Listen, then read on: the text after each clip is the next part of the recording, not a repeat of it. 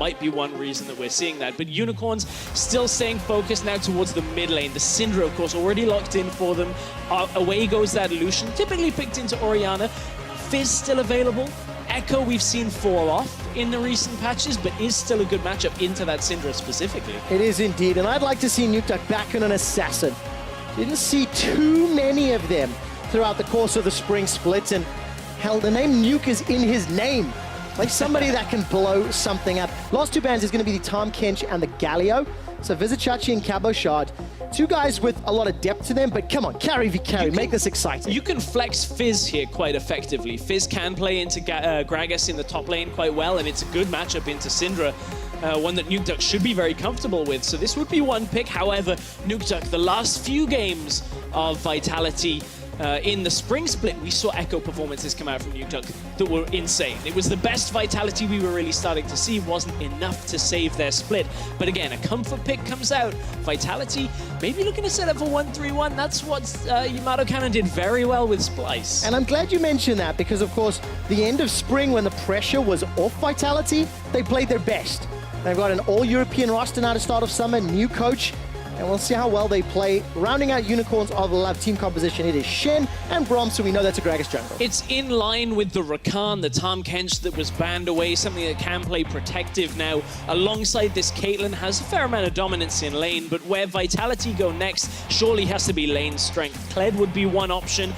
Does eventually start winning trades against the Shen, can have a lot of presence. So Vitality, you would be excused for thinking that with yellow overlays and a 1-3-1 setup, we were watching Splice from 2016 summer, but this is Vitality with Yamato Cannon. I'm excited to see how this team composition can run up against the second place team from spring. Absolutely, Unicorns team comp has the option to be very, very reactive, and the Unicorns are coming back to the European stage after a little over a week in Korea, spending a lot of time with the Rocks Tigers and playing solo queue.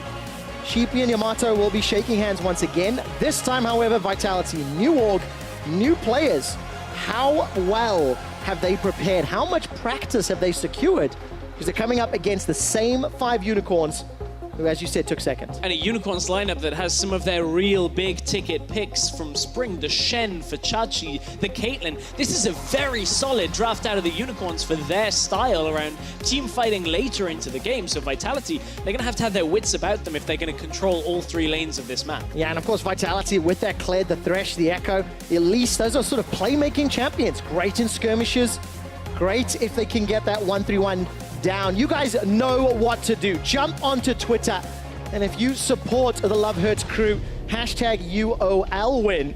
And of course, if you think the Bees will start the split with a sting, hashtag VIT win.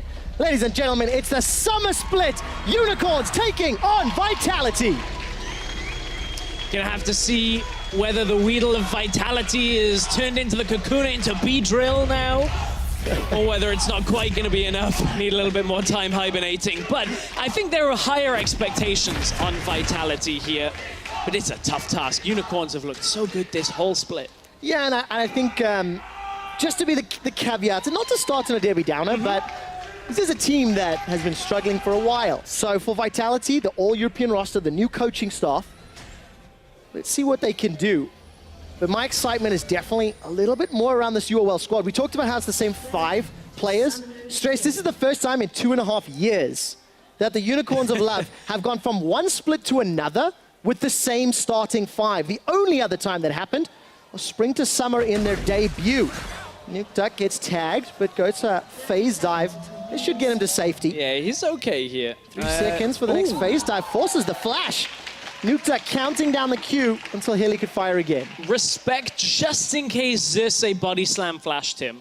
It wasn't super likely, but Nukeduck playing, knowing he has teleport in lane. He will now sacrifice a little bit of lane presence. Of course, it's only post 6 that this Echo really has the effect against Syndra, so it shouldn't be too damning unless Xerxes gets to mid lane before that flash is back available. Damn, as if Echo into Syndra wasn't difficult enough. In the early game, yeah. Now you've got to deal with not having flash. And I'm glad you mentioned Xerxes. He's got that Gragas. Started to pick that one up towards the end of the spring split.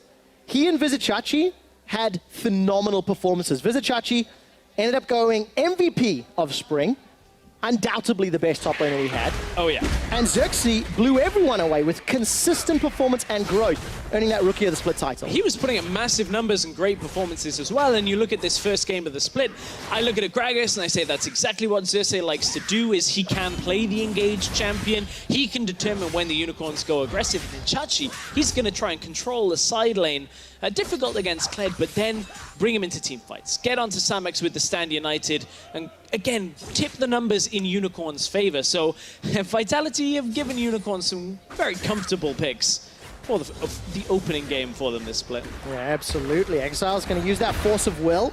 Dark Sphere and Nuke Duck just gets obliterated his HP. It's a level 1 versus level 2, of course, and Nuke Duck's just going to have to farm up under the tower. Yeah, he's going to sacrifice a little bit, but Time Winder will help him out when he decides to use it. Obviously, after level 2, he took Phase Dive first to jump over the wall.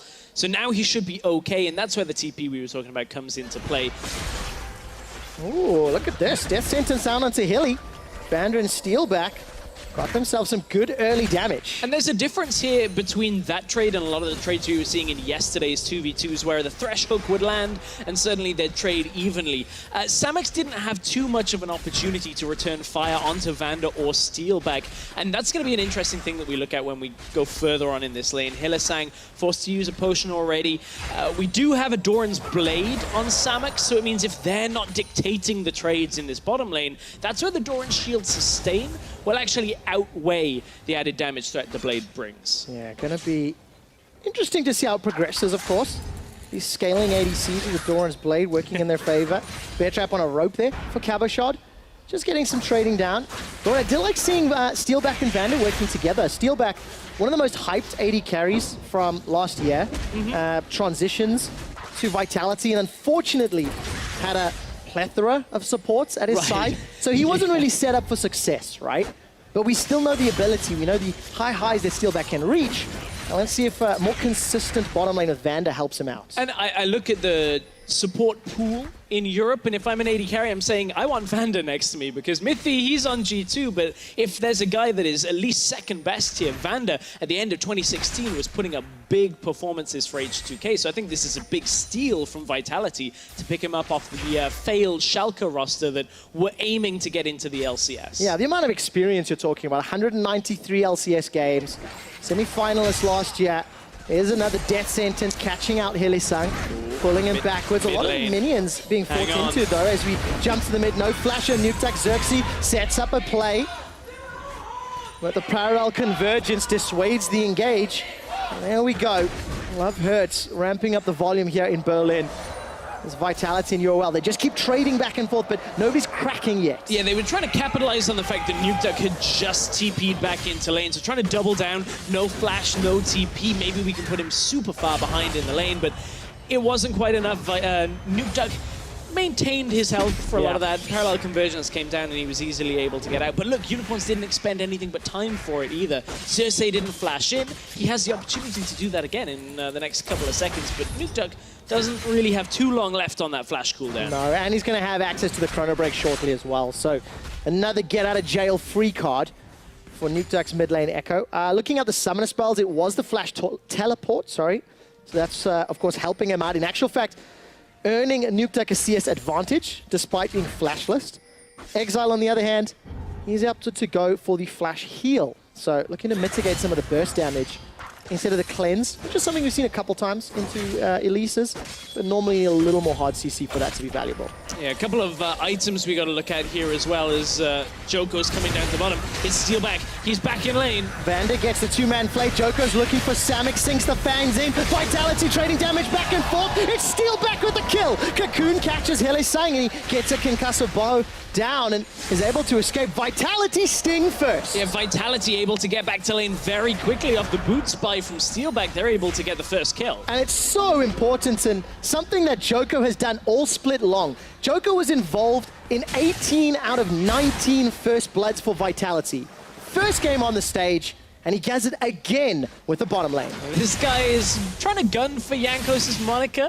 We'll see when they end up playing against H2K whether Joko maintains that. Jankos back on form as well, but Joko has gone from strength to strength. From a guy that subbed in for the Unicorns and people had a lot of questions outside of his rec side to now a seemingly more reliable jungler on Vitality. We're only 6 minutes into the first game for them with the split, but I think this kind of performance out of Joko, if he can keep it going, is what they can build off. Here comes the stealth in the top lane, not expecting this. Steal back yell, surprise! As the charge goes down from Cabochard. Vizichachi takes a lot of damage. Flash forward with a bear trap on a rope, but Vizichachi breaks the tether. And Vitality, they start the early lane swap. They get Chachi's flash. We've seen this happen across other leagues. LCK have done this a few times where you get something down in the bottom lane and then swap up towards top, put pressure on the top lane. And look, now that Chachi had just hit 6, he can't really utilize that for a while now.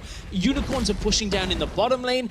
Chachi can't really defend top on his own. There's 3 people from Vitality already up there pushing towards that tower, and already Vitality with a breath of life compared to their spring split team. Yeah, great start to the game. We're in a race for tower first blood. I redact the statement. Vitality will get tower first blood. They are much further ahead.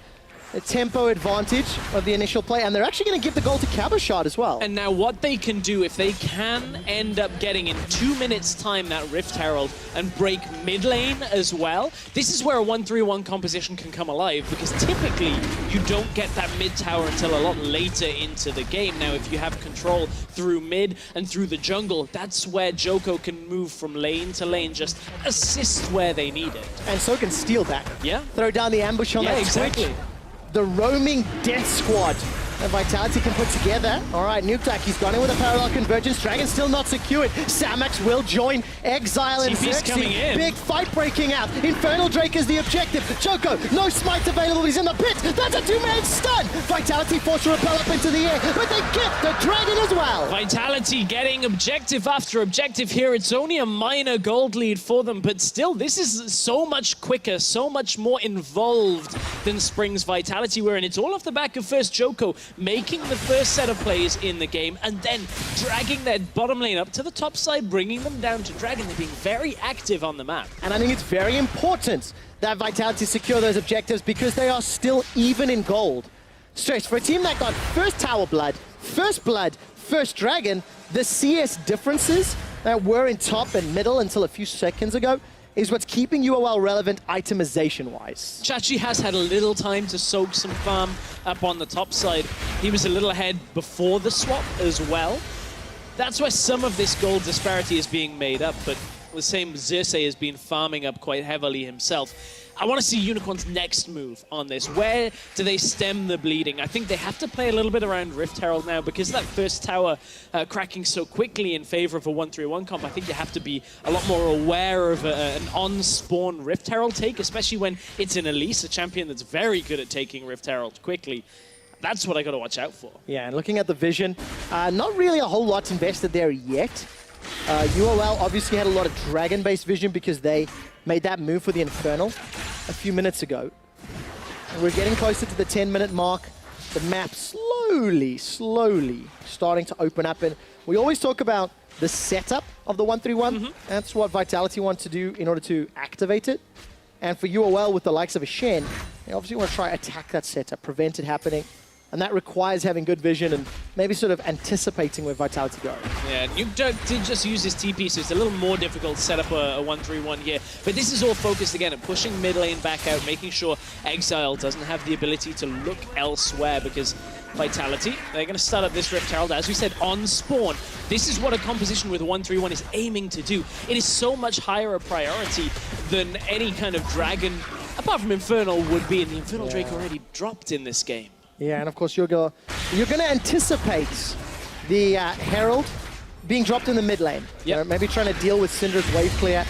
A little bit of a slow response here, UOL. They've grouped up mid, moving into the river, but it's too late. Vanda, a lot of respect for that flash early. Yeah, and this is Unicorns actually preemptively responding to this. They push mid out and say, okay, we know you need to stack a wave to have the full effect from this. Because remember, Rift Herald will not break a tower from 100% of the way. You have to facilitate either damage first or damage alongside to crack the tower. And that's why Unicorns are saying, okay, it looks like an ARAM for now, but we need to make sure they cannot get a free mid tower from this Rift Herald. Great reactive play. Unicorns marginally ahead in gold. They're still farming up a storm. Advantages in top, middle, jungle, and even a 10 CS advantage for Samux. And of course, dissuading the potential push. Look at the timer on that Rift Herald for Joko. A little over sort of minute 45 seconds left before he can activate and summon her to the lane. One thing that may hurt Unicorns for a little while in this game, at least for the next 3 minutes where the Rift Herald item is in effect. If Samux and Exile are both sitting mid lane, where a Caitlyn wants to be, and where a Syndra likes to be, you're sharing farm, you're sharing experience and getting further behind. So while they have leads right now, keep your eyes on Steelback, who's happily sitting out in the side lane, farming up, making sure they can keep on top of it, but Vanda might be spotted. Oh, flash from Hillisang. Remember, Vanda, he got caught earlier. Death sentence is not going to be enough. And unfortunately for Vanda, he goes down. Unicorns on the board.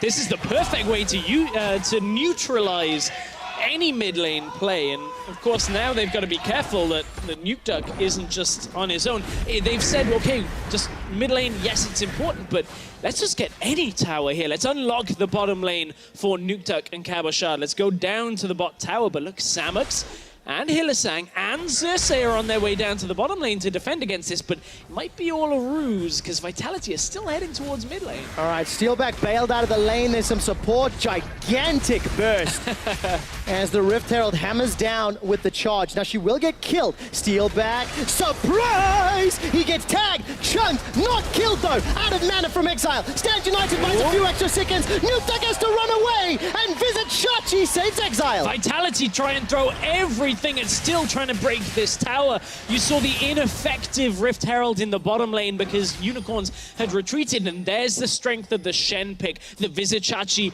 stamped his name into that MVP trophy from the spring split. It's easy to save Exile, and suddenly Unicorns really have taken a lot of the bite out of Vitality's composition for the next few minutes. Yeah, 10 games played on Shen this year, 7 victories for Vizichachi, and an instantaneous shield once Exile flashed away. But crucial to note that flashes being down have been ganked this game. Early on, Xerxes attempted mid. It was unsuccessful. Vanda being caught out. Maybe walking into someone. You can argue the semantics of that. But either way, it's the Unicorns that are just marginally ahead. And I just keep going back to you got to give some kudos to the Unicorn squad. They lost first Tower, first Blood, first Dragon, but they're ahead in gold. And it feels like this comp can react very well to Vitality when they're not surprised. And they have done. Putting everybody in mid lane, stopping any kind of play off Rift Herald, then moving towards the bottom lane to deny it again, then defending a play and now pushing on to mid. Vitality might start struggling with where their plays should go because 2, 3, 4 plays have now failed. Yeah, and such a good charge there from Hillisang. Actually jumped over to a minion and blocked the Time Winder to allow the minions to just keep hammering away on the tower. Take a look up at the top lane. Black Cleaver's been finished for Cabochard. He's sitting in the Tiamat into Kim's Razor. Good stun onto Nuke Duck. He's going to decide to go forward. Unleashed power from Exile. Wow! Thunderlords and Dark Sphere takes him down. Nuke Duck didn't even use the ulti. Now Vanda's in trouble. The box and flash are available. Neither are used. Unicorns get 2, and they get the tower as well. He couldn't use it because it was 1 second away from being available. As his corpse fell to the floor, it came back off cooldown. Unicorns of Love finding the slightest of margins to punish Vitality, and now it's Unicorns taking down the first mid tower of the game when it's everything Vitality have been aiming for the last 5 minutes. There's been so much talk about mid laners in Europe in the spring split, and Exile is one of the guys that just performed phenomenally. Look at this great start. So looking at it the first time around, this is actually, the indicator is incorrect on the replay here for Echo. It was 1 second away from being available. Nuke Duck undoubtedly would have hit it if he could, but Exile getting that sphere just underneath Echo, taking down the kill. And that just means UOL stamp control on the game, Stress. They get that outer turret while we were in the replay. Looks like they're going to secure this dragon here as well. Vitality will arrive in a moment or two. Hilly may need to yell, stand behind me. He does. Gets behind Zexy and easily escapes. And that just means Unicorns, they take charge. You know, Yep. they've got the lead, they've got the items, and Exile, he set up the picks. This has been an interesting game where we've seen strengths and weaknesses from both teams. Where we saw Unicorns maybe not quite prepared for the bottom lane setup with the Twitch, with the Thresh, then Vitality moving towards the top side, but then they've kind of run aground. Is probably the best way of putting it. Everything they've tried hasn't been as successful as they'd planned, so now this should be an easy take on the bottom tower. They'll be able to defend the top side as well as Nukeduck's heading up there with his TP, and this is where double TP can start to take over. Unicorns, they can only bring Shen across the map. They can't bring Samix's Caitlyn, and this is where they can start to really pressure towers. Oh, look at that! Oh. Joko, goodbye! I was watching to see whether Chachi was flashed off after the taunt, but just Joko too close, didn't have a chance to repel, didn't have his flash available. You talked about flashes being punished when they weren't there. Joko gets punished for treading too far to the tower. They should have just taken the one tower and been done with it. That is why Chachi got MVP and why Zexy was rookie of the split. The combo, man. The combo. Oh, they just made that look, they're just good. Like, no hesitation. Insta-gib under the tower. A little bit of maybe disrespect from Vitality, going very far forward with limited vision. But I want to praise the play from UOL. No hesitation and just great communication, which is something they did exceptionally well all split long. Yeah. The team, when they went in together. They were always there together as a team. And that's another interesting thing with another split to have more experience. They've already got the second most championship points you can get. They surely are chomping at the bit to get to Worlds. This is a team that I think actually could do very well against a number of internationals. They will, of course, be playing, I believe, some others. Oh, hang on, Xerxes going in. Yeah, exactly. Nukeduck's going to be forced to flash. A lot of threats in the tower. Look at the ring of vision in the top quadrant. Unicorns making it very clear they can play around that tower very safely.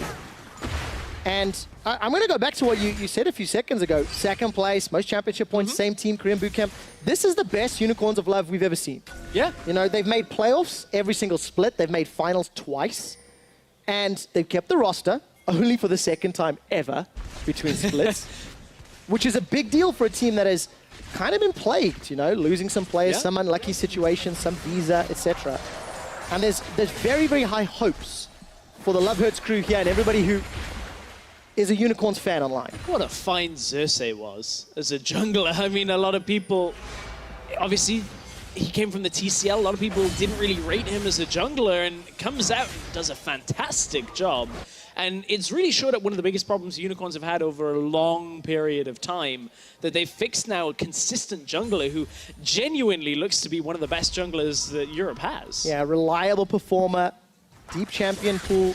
After some experimentation, struggled a little bit throughout the course of the early weeks of the split. And as we get to 20 minutes, Stress, it's a 2,000 lead for UOL. They've now stamped control on the map. And you mentioned some of the rosters, and we talked about UOL over time. Joker and Steelback once wore the pink, proudly. Yeah. Not exactly a revenge game. No. Death sentence goes down. This is a pretty tanky Vizichachi. He gets the Stand United out and quite easily escapes. So Vander uses the box for that one. A little bit of an optimistic attempt. I think there's one thing to say. I don't think a player's ever left the Unicorns with any malice. I don't think we've ever heard any behind-the-scenes stuff. So certainly, as you said, not a revenge game for them, but an interesting story nonetheless is Caboshot is going to get stunned up. Nukeduck may not be able to react in time. That means retreat! But Caboshot can't retreat. He gets blown up. The man on your screen, Yamato Cannon, definitely helping Vitality in the early game, giving them a breath of life. But now Vitality showing some weaknesses against a very veteran, battle-scarred Unicorns of Love squad. And this is becoming reminiscent. If I remember, it was an H2K versus Splice playoff series. I know that doesn't seem too relevant, but Splice playing 1-3-1 under Yamato Cannon couldn't break mid tower for 30 minutes of the game, and their composition fell apart, and it feels like the same weakness for Vitality here. They tried, they overextended, played into the Unicorns' hands, and now they don't have the room on the map to play this composition out. Yeah, and of course, you know, you have to give some props to the Unicorns. Once that Rift Herald went down, they instantly responded and went, oh, I know what to do. This is where you ARAM mid, guys. Samux is going to get out of range of Nukeduck's Convergence, and there's no real threat. And now all of a sudden it's UOL setting up what looks like a 4-1. They have a cut right in towards mid lane that they can push down towards this next inner tower, and Vitality can't react in time. Twitch has been out on the side lane trying to play with the 3-person stack out there. However, Hook does land. But it catches Visit Chachi. That's not who you want. Unicorn definitely enthusiastic backstage. That thing looks evil. Sheepy's trying so hard to be serious, and he's like, Roma, come on. Like, we are playing an EU LCS game right now. This is serious business. But Unicorns are looking fantastic. We talked about their preparation coming into the split. We've talked about how they've stayed together. Looking at Vitality on the other side, I guess the question is, how much are people expecting them to contend with the second place European team? Because I think to some extent that what we saw in the early game is actually commendable out of Vitality. And I think against other teams, this might have been a lot more successful that didn't know to defend mid tower with everything. I think teams, maybe the performance we saw out of Rocket in the previous game, may have crumbled at that strategy. I agree, and I also think it is week one. Each team's played one series so far. We absolutely love to make sweeping statements. I know I do. I'm particularly well known for my sweeping statements. But I will have tempered expectations. Because, of course, Vander's going to catch out Xerxes. Xerxes with that frozen heart, very tanky right now. Vitality still unable to find a kill. And Samux is untouched. Vander goes down, Chrono Break, simply not enough damage. Samux with the red buff, and the ace in the hole not even needed. That's a double kill for UOL's AD carry. The Unicorns team fighting looks as clean as ever. Vitality throwing everything at the engage, trying to get right into the mix. And you know, cool, calm, collected. Chachi comes in with the stand united on Xerxes. Unicorns take out 2. Now they're looking for Baron. Stun lands. Look at this. Unleashed power not even necessary. Exile takes down Steelback with just the combos. Force of Will once more. Gets Scatter the Weak out, and Joko's down. Exile with a double kill delayed ace on Vitality. He's starting off summer as he means to go on. He had some of the highest kills per game of a player in any league in Spring Split, and Exile already 5 on the board. This guy is a machine, as Unicorns are love with a good turnaround here. Looked like Xerxes was caught, and maybe they couldn't take it, but remember the Shen ult comes through instantly on Teams Hillisang. If you'll excuse me, and then they keep Hillisang alive. Cabochard runs into the fight, tries to escape. Nukeduck can't even get the kill with a Chrono Break, and from there, it's an easy double kill for Samux on this Caitlyn. How comfortable is this guy when he's given the Sheriff of Piltover? Oh man, it helps when you've got a Gragas, a Shen, and a Braum to soak everything up, but that's the team. You know, they've built around Samux, who is arguably a defensive laner, but he's definitely a great team fighter. And Unicorns have leaned on Samux throughout the year, and he has not faltered. He's not buckled under the pressure, and just Unicorns, look, they were the favorites this matchup. You know, they are playing well. They are, you know, expected to do this, and just they didn't stress. It hasn't felt like they were scared at all, despite Vitality getting some early advantages. This is what you would expect a team that invested in a boot camp to look like. We saw it out of Fnatic yesterday as well, looking very clean, very crisp, prepared for the split. And you can see the teams that seemingly have invested in this growth in between spring and summer split legitimately look prepared, legitimately look like contenders in their group. And as you said, Unicorns were expected even before we saw what they look out of the boot camp, but this is looking good. Yeah, it really is. Only one death on the Unicorn side. It is Samux from early in the game. I am hoping Xerxes dies a little bit more on a personal level, because Vedius has him in his fantasy team. And I need to win this week. I'm taking fantasy quite seriously. I've not won, ever. So Exile needs to kill Not everyone. even that time when you drafted all TSM players? No, that didn't work as well as I'd hoped, actually. Surprise! Should have stuck with Europe at that point. Exactly. Unicorns of Love are going to take down their 5th tower of the game with the help of Baron buff. Still a minute 20 for Chachi. Chachi doesn't care. He's straight up He ignoring. really doesn't care at this point, pushing with Baron buff. Cabochon gave up. He actually gave up. But I want to look at how Vitality's composition can actually play from behind, and it's very difficult. You look at a Thresh support when playing from behind, you basically have to catch somebody, flash hook them, try and outplay, and that's what Vanda's kind of been trying to do, but it's so tough to actually play from behind against a team fighting composition for a team fighting team that have done it very well. I am glad you mentioned that, though, because yes, it is a gigantic advantage.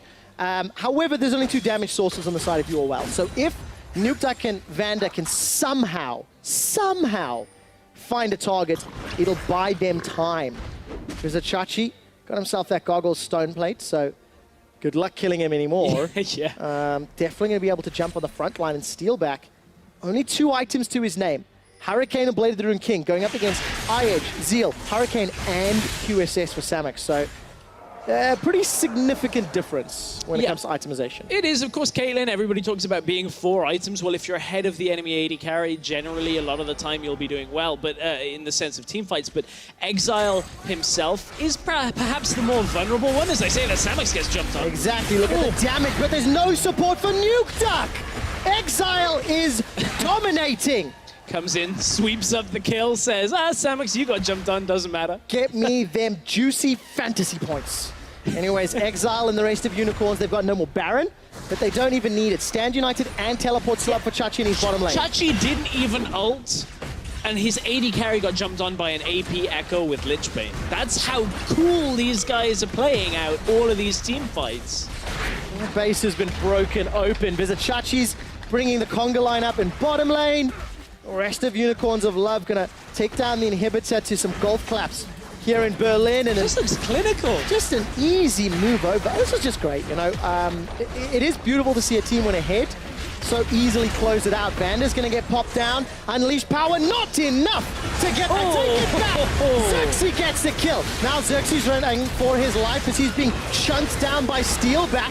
Cocoon connects from Joko, but not a lot of damage. Exile is godlike. That's his 7th of the game. Continues to move forward. Steelback forced a flash. Inhibitor number 2 is the target. Parallel convergence could cut off the retreat path, but Nukeduck can't follow it in. The taunt connects and Nukeduck's down. Again, Unicorns with another clean skirmish. Only 1 death in the entire game. Vitality came with good strategy in the early game.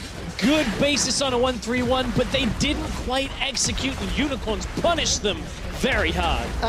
13 kills for the team. 11 of them have been involved with Exile. It's a stun onto Steelback, and the Nexus is destroyed. Unicorns pick up a couple extra kills under Joko. Samex on a killing spree. They're not done yet. Exile is legendary. 9 kills, and Unicorns outclass Vitality in Game 1 of Summer. For what it's worth, Exile did not get the 10th kill. There are bonus points for the 10th kill. People are already going to be saying, I hope Quickshot doesn't talk about fantasy the entire split. But what people should be talking about is Unicorns looking great, because it was just more of the same we saw from Spring, which is fantastic for the Unicorns fans. Yes. And the Love Hurts crew. And honestly, for the European region, when you look at a team that's able to coordinate quite like that, I'm looking forward to seeing the second game in this series. Of course, it's not all over yet. Vitality, that was only one of their strategies. Yes. I don't think it's unthinkable to say they could come back in the series, but honestly, this time they just couldn't break mid-tower, couldn't break the game open. It was great seeing huge smiles on the side of UOL. Chachi 107, Xerxes 106. They gave up 1 kill the entire game. Just simply no real pressure after those first few kills. And it's surprising because Vitality, they got first blood, they got first dragon, they got first tower. And they got Rift Herald. And they were looking to push, but getting Rift Herald is only half of it. Utilizing it is the other. And Unicorns denied the Rift Herald beautifully. It was what Splice were trying to do against H2K yesterday, but couldn't quite do. No, they definitely could not. Unicorns, they are looking exceptionally well. They got off to a great start this series. We're going to leave it up to the analysts to take a look at game number 1. Well, hot damn, the Unicorns of Love. It was like they didn't miss a beat between Spring and Summer. What a very convincing game from them. But we do have to pay some tribute to Vitality's early game because they didn't seem to shovel right from the start. They did seem to have kind of a plan and some moves early. Yeah, there were a lot of question marks as to what would Vander be able to bring to the team. Well, he brought off a fantastic start to the side of Vitality by netting themselves a very first kill. I mean, like, things are looking really positive. The fact that Vitality, they made a very smart roam up to the top side of the map. Yeah, because bear in mind, like, you push in bot and you think, oh, if you've got an advantage down the bottom lane, you try to keep pushing that advantage. But instead, Vitality choose to make a roam top. And if Vander was a little bit faster to the lane, they could have even gotten themselves a kill onto Chachi and then gotten themselves that first kill. And you deny this level 6 Shen play, which mitigates a lot of the power that UOL's comp has. Yeah, everything right now is actually looking so good for them. They even get first tower. They give all the gold to Kappa Shot on the Kled. They play this 1-3-1 split push. Comes like, okay, Vitality, decent start. They got Rift Herald? Better than expected, they got Rift Herald. And funny enough, when they got the Rift Herald, that's where I really felt like Unicorns of Love kind of won the game already. Even though it's Vitality getting Rift Herald, because what you will see is a massive macro mistake from Vander and Vitality. So at this point here, when we pause the replay and we can see both mid and bot lane, what you ideally want to do as Vitality is you want to actually push out bot with Steelback and Joker as backup and Vander obviously nearby. And then you want to move these 3 guys to mid lane where you place the Rift Herald and you take the mid lane tower, you break open the game so you can really start pushing deep into the enemy territory. The problem here is that Vander doesn't wait for Steelback to actually push this bot lane out, because then they could move together into this river here to get vision. He actually just walks in without flash, without any backup, without minions being pushed. Look at mid lane, Exile already pushed in Nuke Dog. Why is Vander walking into this river when no one is around to help him? And his mid lane is even pushed to his tower. And bear in mind, like, he doesn't have flash either. He's basically asking to be caught out. But the additional part of this is UOL, they'd moved all 4 members to the mid, expecting this referral play to come out. They left the bottom lane open. There were many avenues for Vitality to take advantage of, but there was just a severe lack of respect coming out from Vander, and he was just too quick on the trigger. Exactly, and because he died right there, Vitality couldn't actually utilize Rift Herald.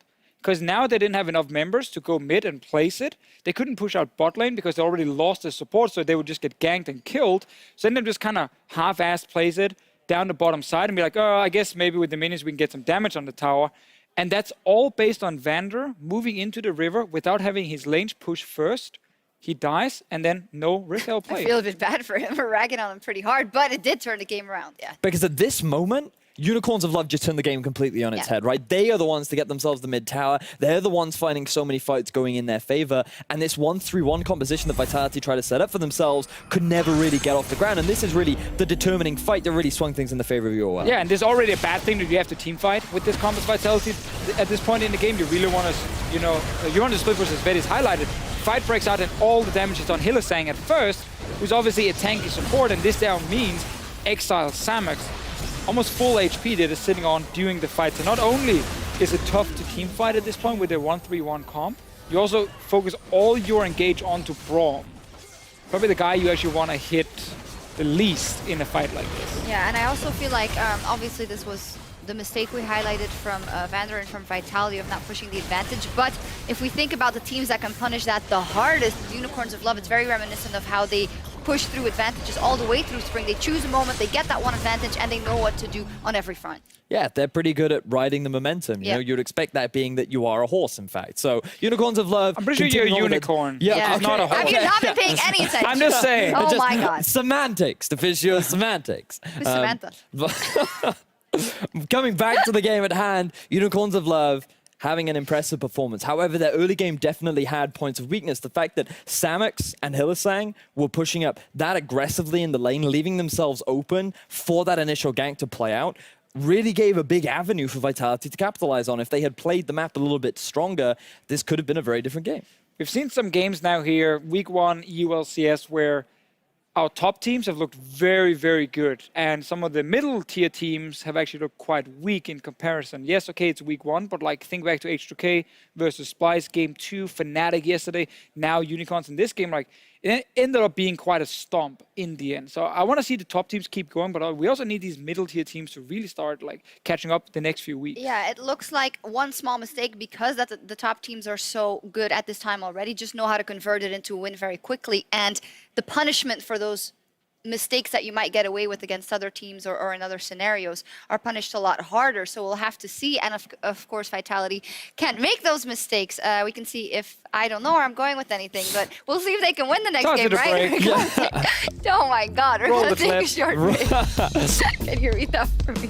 We're going to take a short break, but when we come back, we'll have game 2 between the Unicorns of Love and Vitality. Stick around. Nailed it.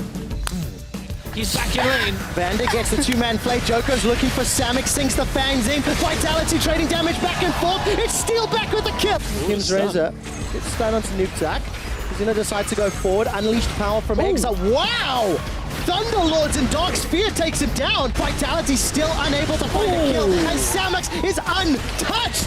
Vander goes down, Chrono Break, simply not enough damage. Samix with the red buff, and the ace in the hole not even need. Unicorns pick up a couple extra kills under Joko. Samix on a killing spree. They're not done yet. Exile is legendary. 9 kills, and Unicorns outclass Vitality.